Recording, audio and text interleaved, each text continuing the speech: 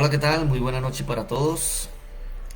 Bueno, doy gracias al Señor por cada uno de ustedes que en este momento ya se empiezan a conectar. Bueno, se están conectando algunos. Y bueno, hoy una vez más con una palabra para la semana. Hoy con el tema una oración a favor de otros. Una oración a favor de otros. Y bueno, hoy quiero tomar varios textos para tratar este tema.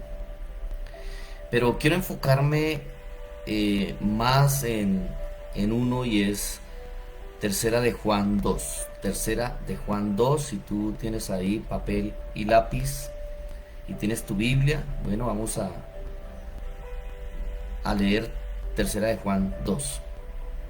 Bueno, que a propósito, si hay un texto que por décadas ha sido sacado fuera de su contexto, es este texto.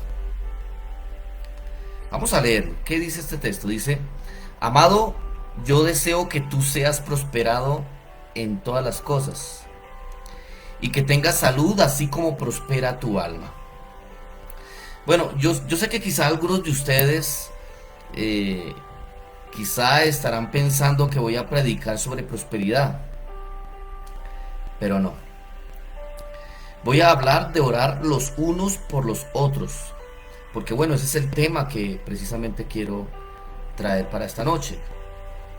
Ahora, ¿por qué digo que quizá algunos eh, estén pensando esto?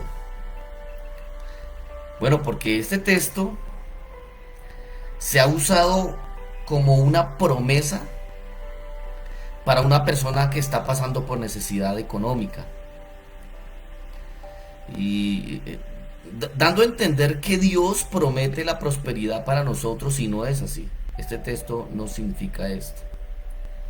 Entonces, cuando alguien está pasando por una necesidad económica, entonces alguien dice, tranquilo, no te preocupes, eh, y te quiero dedicar este texto, Tercera de Juan 2.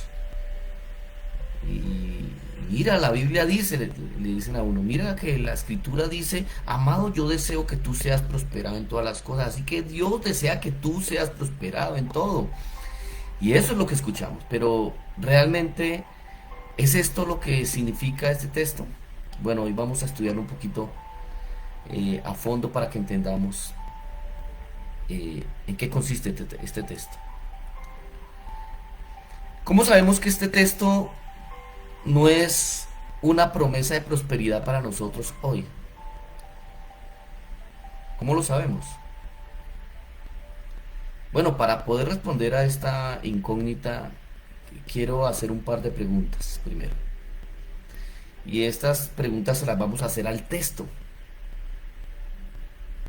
Son dos preguntas. La primera es, ¿quién es ese amado al cual el apóstol Juan le está escribiendo? Esa es la primera pregunta. La segunda pregunta es, ¿qué dice el contexto? Así que vamos a analizar la primera pregunta. ¿Quién es ese amado al cual se está refiriendo Juan? Bueno, precisamente ahí, en esta porción de la escritura, el apóstol nombra al destinatario único como Gallo. Gallo. El amado. Y eso está ahí en el mismo verso 1. Ahora, el término amado era solo aplicado a los cristianos. Cuando tú lees las cartas, tú vas a encontrar que en algunas ocasiones, como Colosenses 3:12, segunda de Pedro 3:14, primera de Juan 4:1, que a quien se le hablaba amado era solamente a los cristianos. Entonces ahí ya vamos despejando dudas. Ese amado era un cristiano. Era un cristiano. Y se está dirigiendo, lo podemos ver, a una persona individual, no a una iglesia. A una persona individual llamado Gallo. Ahora, no sabemos cuál fue ese Gallo aquí mencionado, porque Bueno, hay tres amigos de Pablo que llevaban este nombre, Gallo. Uno es el Gallo de Corinto, está en Primera Corintios 1:14. Otro es Gallo de Macedonia, está en Hechos 19:29. Y hay otro que es Gallo de Derbe, que está en Hechos 20:24. Ahora, lo que sí nos deja ver este texto es que Gallo era un hombre importante dentro de la iglesia local. Quizá era un diácono de allí, un hombre de buen testimonio, porque eso sí nos muestra ahí el contexto. La segunda pregunta que quiero responder y que ya lo hablamos es, ¿qué dice el contexto? ¿Qué dice el contexto? Bueno, Juan escribe esta carta para elogiar, para animar a su amado colaborador llamado, que ya lo dijimos, Gallo. Y, y lo estaba animando, ¿cierto? Animando su ministerio. Él tenía un ministerio de hospitalidad hacia los hermanos viajeros, quienes iban de un lugar a otro para predicar el evangelio de Cristo. Ese era el ministerio de Gallo, según vemos el contexto, porque quiero decirles, mis amados hermanos, que es importante que nosotros siempre que leamos la escritura vayamos a los contextos, y de esta manera vamos a entender bien la palabra. Porque hay un grave error, es que a veces nosotros cogemos un texto bíblico y ya de ahí lo tomamos como una promesa sin antes leer los contextos. Recuerden que hay promesas, pero también hay enseñanzas. Y no toda la escritura son promesas. Hay promesas que fueron dadas específicamente para algunos hombres de la misma escritura, ¿cierto? Por ejemplo, a Abraham le fue dada una promesa, ¿recuerdan ustedes? Y haré de ti una nación grande, y te bendeciré y engrandeceré tu nombre y serás bendición, ¿recuerdan? Pero esa fue una promesa que era para Abraham específicamente, y no podemos decir que es una promesa para nosotros el día de hoy, ¿cierto? Dios le dijo a Abraham que tendría una generación, ¿cierto? Como las estrellas del cielo. Y no podemos decir nosotros que esa promesa es para mí, que yo voy a tener hijos como las estrellas del cielo, ¿cierto? Así que tenemos que entender esto para no cometer errores cuando estamos estudiando la escritura, y a veces por no estudiarla y no entender esto, malinterpretamos la Biblia.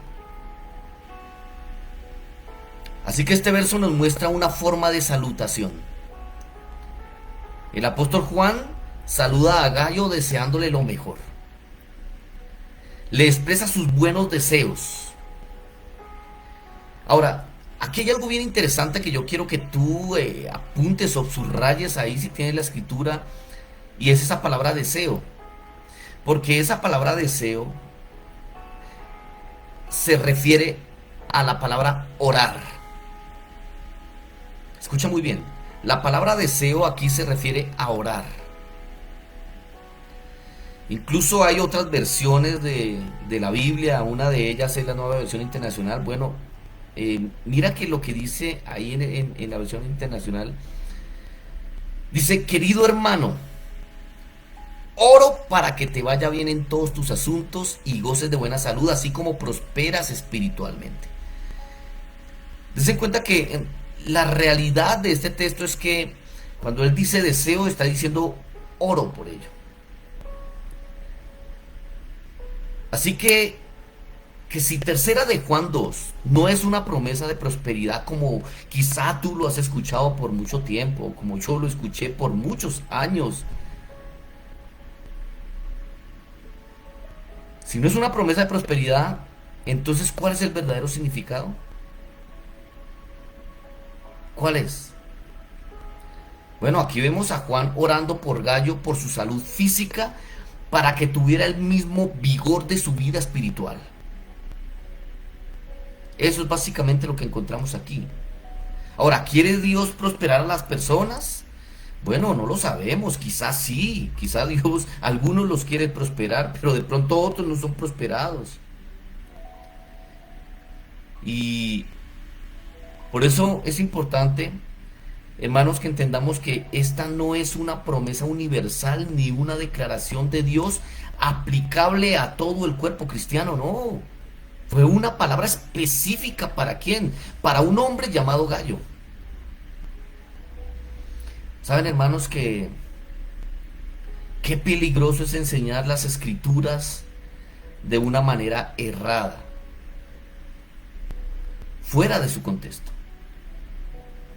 Qué peligroso es. ¿Por qué lo digo de esta manera que es peligroso? Porque esta es la razón por la cual muchas personas toman estos textos como promesa y al no ver respuesta, ahí es donde entra una frustración y dicen, no, yo no creo en la Biblia, eso, la Biblia es una mentira, o Dios nunca está a favor mío. Y el problema, ¿dónde está? En que Dios es un Dios mentiroso, o que la Biblia está errada, no, no, no. El problema está en la mala interpretación, en que quizá nos enseñaron estos textos de una manera errada. Y así hay muchos textos. Aquí lo que nos enseña es algo muy importante y es en lo que me quiero referir en esta palabra de hoy, ¿cierto?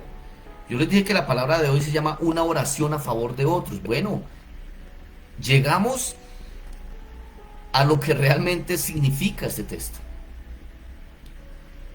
Entonces, ¿qué nos enseña este texto? Nos enseña a practicar la oración por otros. Eso es básicamente lo que nos enseña esta palabra, esta porción. Y la iglesia primitiva, si tú lees el libro de Hechos capítulo 2, fuera de perseverar en la doctrina, de tener comunión unos con otros, porque eso era algo que los caracterizaba a ellos. Fuera de ello, dice la escritura ahí en Hechos 2:42, dice que oraban juntos y oraban unos por otros. Eso lo hacía la iglesia.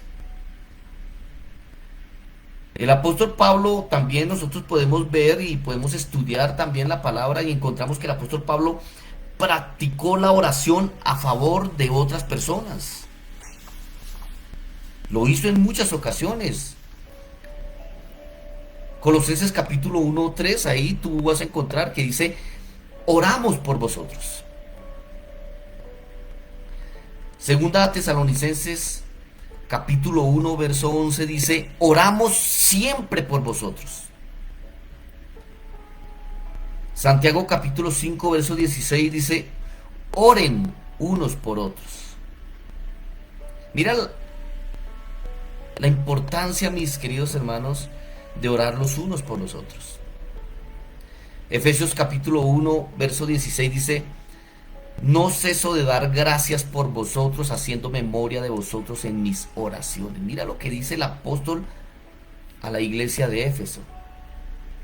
No cesaba de dar gracias por la iglesia. Dice, yo hago memoria de ustedes en mis oraciones. Oro por ustedes, oro por la iglesia. Qué bonito, mis queridos hermanos, cuando no solamente intercedemos por mi propia vida y pienso en yo, y si sobra algo, yo. Qué bueno, mis amados hermanos, cuando nosotros oramos también por otras personas, ¿cierto?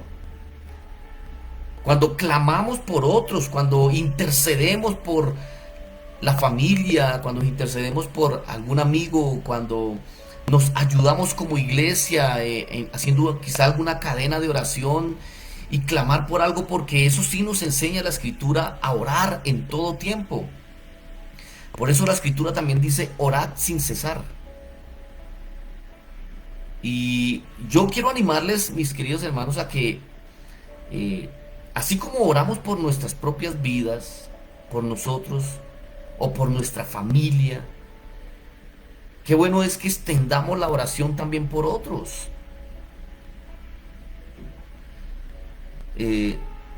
Saben que el apóstol Pablo también pidió en varias ocasiones que oraran por él. Sí, Pablo pide oración por él casi en todas las cartas que eran dirigidas a la iglesia. Recordemos que de las 13 cartas, 9 cartas fueron escritas a iglesias y 4 fueron escritas a personas. Y en casi todas las cartas dirigidas a la iglesia, él pedía que por favor oraran por él. Voy a mostrarles dos textos nomás. Segunda a Tesalonicenses capítulo 3, verso 1 y 2 dice, orad por nosotros. Mira, dice, orad por nosotros. Romanos capítulo 15 también, verso 30 y 31, bueno, ahí lo vas a encontrar, pero ahí dice, orad por mí. Pablo pedía oración por él. Y aquí podemos ver algo bien interesante, mis queridos hermanos, y es que Pablo, siendo el gran apóstol, él entendía que era débil y que necesitaba de la iglesia, ¿cierto? De que la iglesia orara por él. Qué bonito, mis queridos hermanos, cuando uno eh, eh, baja la cerviz, ¿cierto? Agacha la cabeza y reconoce que, que en verdad necesitamos de Dios. Que no somos los superhéroes, ¿cierto? Que no somos los supermanes o las mujeres maravilla. No, no, no. Aquí podemos ver a un Pablo que él sabe que es débil y que fácilmente puede caer en tentación y que necesita la oración de la iglesia para que le ayuden en todas las cosas que él hacía, en su labor evangelística. Pablo pedía oración, decía, oren por mí. Qué bonito, hermano, es cuando oramos los unos por los otros. ¿Sabías tú que debemos orar por nuestros enemigos? Porque es que orar por los amigos es muy fácil, ¿cierto? Pero tú oras por los enemigos, ¿cierto? Eso como que nos gusta. Como que hasta ahí vamos bien, pero ya de ahí para allá que me diga que yo tengo que orar por fulano de tal, que me ha hecho la vida imposible, que me ha maltratado, que me ha herido, que bueno, ha hecho todo menos nada bueno. Eso como que ahí, como que eso sí no me gustó, pero bueno, la escritura dice que debemos orar por los enemigos. Mira lo que dice Mateo capítulo 5, si quiere abre la escritura ahí, Mateo capítulo 5, verso 44. Mateo 5, 44 dice, amad a vuestros enemigos. Dice, bendecid a los que os maldicen. Qué bonita oración, ¿no? Haced bien a los que os odian. Y aquí es donde dice, y orad por los que os ultrajan y os persiguen. Imagínense esto. O sea, oren por aquellos que te hacen tanto daño, aquellos que te persiguen, aquellos que te hacen la vida imposible. Ora por ellos. Ahora, yo sé lo que quizá alguno de ustedes o alguien esté por ahí pensando, si yo voy a orar para que lo coja un carro y lo mate, porque lo odio, ¿cierto? No, no, no, no. Aquí es una oración de bendición lo que se está diciendo. Sí, porque algunos quieren hacer como esas oraciones contrarias, ¿no? Que le vaya mal, que le pase de todo menos nada bueno. Eh, no, es orar. Orar para bendecir. ¿Sabían ustedes que también la escritura dice que debemos orar por nuestros gobernantes? Y qué buen tiempo para orar por los gobernantes. Qué mejor momento, Señor, que ahora que dediquemos a orar por los gobernantes. ¿Por quiénes nos van a gobernar? ¿Cierto? Estamos a pocos días, ¿cierto? De elecciones y necesitamos gobernantes justos. Necesitamos gobernantes que tengan por lo menos temor de Dios. Eso es lo que necesitamos. Primera Timoteo capítulo 2 del 1 al 4 dice eso. Mira lo que dice. Dice, así que recomiendo ante todo que se hagan rogativas, oraciones. Mire, cuando habla de rogativas no está diciendo que es una oración cualquiera, dice ruega, ¿cierto? ¿Y qué es rogar? Como cuando el bebé o el niño, ¿cierto? El niño quiere el helado y dice, papá, papá, papá, yo quiero helado, y está rogándole y le ruega tanto que como que el papá dice, bueno, está bien, toma el helado.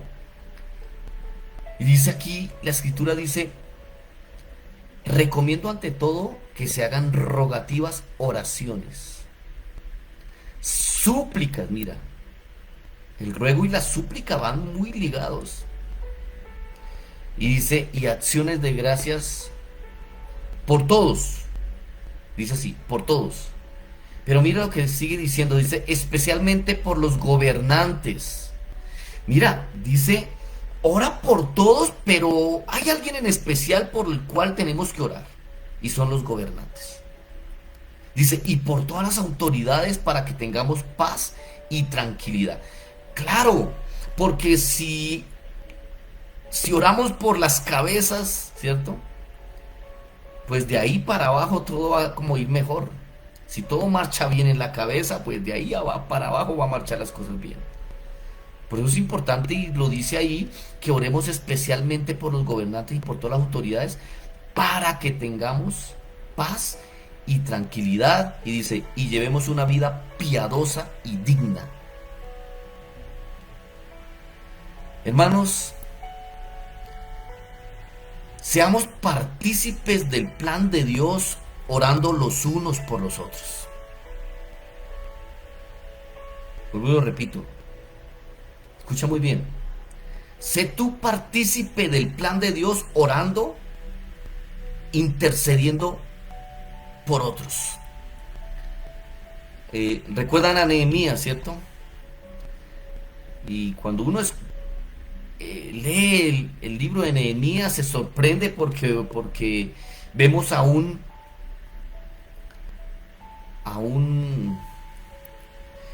hombre como este clamando,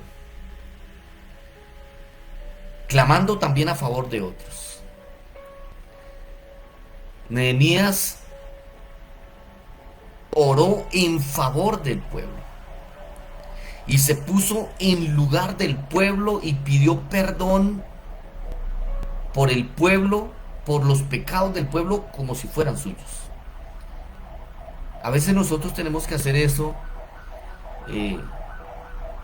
por Colombia,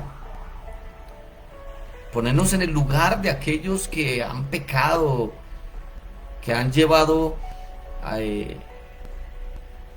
o han consagrado, digamos de esta manera, a Colombia, a la brujería, a la hechicería. ¿Por qué no pedir perdón por ello, cierto? Que Dios tenga misericordia de esta nación, de este pueblo. Y termino con esto. Hay una frase del gran predicador John Piper que me llamó mucho la atención y quiero hoy decírtela. Piper dice, uno de los mayores usos de Twitter y Facebook probará en el último día que la falta de oración no fue por falta de tiempo. A veces, hermano, nosotros no oramos y decimos, no tengo tiempo para orar. Ah, pero si hay tiempo para el Facebook. Ah, pero si hay tiempo para las redes sociales. Para ellos hay tiempo. Le dedicamos tiempo, trasnochamos, ¿cierto? Si se te queda el celular, ¿tú qué haces? Te devuelves corriendo. Dices, así llegué tarde al trabajo, pero yo el celular no lo dejo. La pregunta es, si se te queda la Biblia, ¿te devuelves? Ah, no, yo es que yo la tengo aquí en el celular. Hermanos, qué falta de espiritualidad hay en muchos. Es el tiempo de volvernos a Dios. Es el tiempo de orar, es el tiempo de clamar. Este es el tiempo de interceder por otros. Este es el tiempo, mis queridos hermanos, y quiero motivarte a que ores. Cuando nosotros estudiamos la historia de grandes cristianos, de hombres de Dios que fueron muy usados, como Lutero, como Spurgeon, como estos grandes hombres de Dios, y cuando estudiamos las biografías de ellos encontramos que la oración era el centro de sus vidas. Oraban en todo tiempo. Hermanos, no dejes la oración de lado. Es el tiempo de clamar, es el tiempo de interceder por otros. A veces nosotros criticamos al gobierno, criticamos a todo el mundo, pero ¿qué tanto hemos orado por ellos? A veces nosotros salimos y encontramos a X persona, como decimos aquí vulgarmente en Colombia, mal parqueada, ¿cierto? Cometiendo pecado y le juzgamos, pero la pregunta es, ¿le hemos predicado el evangelio? ¿Le hemos hablado? ¿Hemos orado por esa persona? ¿Cierto que no? ¿Qué tal si en vez de criticar, hermano, dedicamos tiempo a orar por ellos, invitándolos a que vengan a la iglesia y que quizá el Señor los pase de muerte a vida? Termino con esto. ¿Oras por tu cónyuge que no está en Cristo? ¿Oras por tus hijos que no están en Cristo? ¿Oras por tus padres? ¿Oras por tu familia?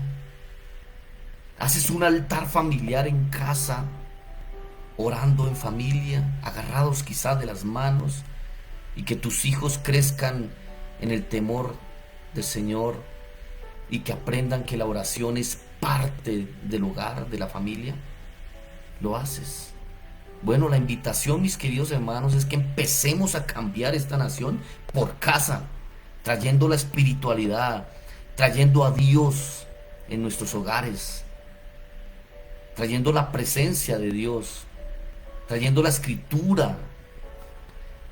La escritura, mis queridos hermanos, no es para tenerla abierta en el Salmo 91 y que uno va y la encuentra allí en el atril, en un atril en la sala y la puede uno tocar y encuentra el polvo porque no se abre la escritura, o la tienen abierta solamente ahí como si fuera un amuleto. No, la Biblia cobra efecto cuando la leemos, así que mi invitación es: lee la escritura, lee la Biblia y empecemos a traer un cambio a esta Colombia que tanto lo necesita desde casa, ahí desde casa, ahí en familia, porque la paz comienza desde el hogar.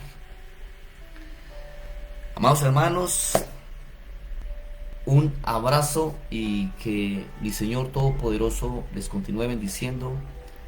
Si este mensaje quizá te ha edificado, ¿por qué no compartirlo de pronto a alguien que lo necesite? Necesitamos, hermanos, un ejército de personas que oren y que clamen por las familias, por los pueblos y por esta nación y por el mundo entero. Un abrazo y que el Señor les continúe bendiciendo.